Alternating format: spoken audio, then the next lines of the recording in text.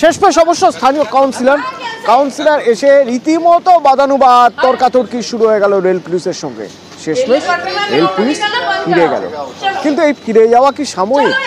রেলের নিয়ম কি বলছে? সংস্কার করা যাবে না? আমার সঙ্গে শঙ্কর আছেন সরাসরি, শঙ্করের সঙ্গে একবার কথা বলবো। শঙ্কর, রেলের নিয়ম কি বলছে? সংস্কার করতে সমস্যা কোথায়?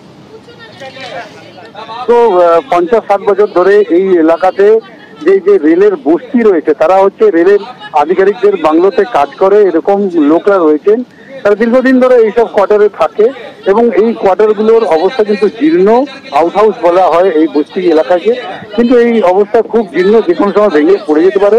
কিন্তু রেলের বক্তব্য হচ্ছে যে রেল এলাকাতে যেহেতু অবৈধভাবে থাকছে, সেখানে কোনো সংস্কার করা যাবে না, এই অবস্থাতে পড়ে আছে, সেই অবস্থাতেই থাকতে হবে। এরপরেই যখন স্থানীয়রা ওইখানে কাজ করতে যাচ্ছিল, গতকালই নাকি সেখানে রেলের পুলিশ এবং IOW আধিকারিকরা সেখানে পৌঁছায় এবং চরম বাকবিতণ্ড শুরু হয় কাউন্সিলরের সঙ্গে। তার কারণ হচ্ছে যে অতনু দেখো, লোকসভা নির্বাচনের আগে রাজ্যের মুখ্যমন্ত্রী মমতা বন্দ্যোপাধ্যায় পশ্চিম মেদিনীপুরে সফরে এসেছিলেন। তখন রাজ্যের মুখ্যমন্ত্রীকে এই অভিযোগ করেছিলেন কাউন্সিলররা যে রেল পুলিশ বারবার বিজেপিকে ভোট করানোর জন্য তাদেরকে চাপ দেয়, কখনো বিদ্যুৎ, কখনো জল ইত্যাদি কেটে দেয় বলে অভিযোগ করেছিলেন।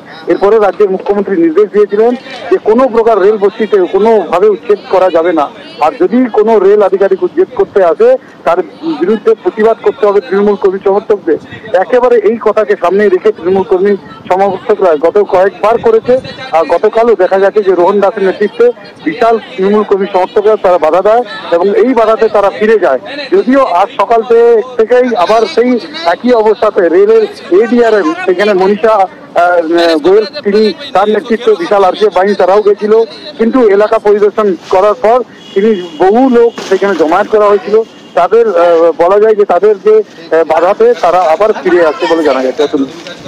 আচ্ছা, ধন্যবাদ।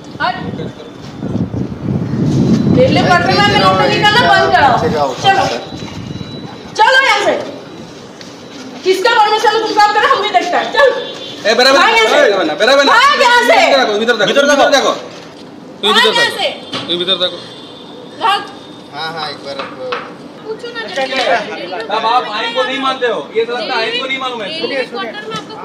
ठीक है, आप मैं अभी बता दे रहा हूं, आप कुछ नहीं कर पाओगे।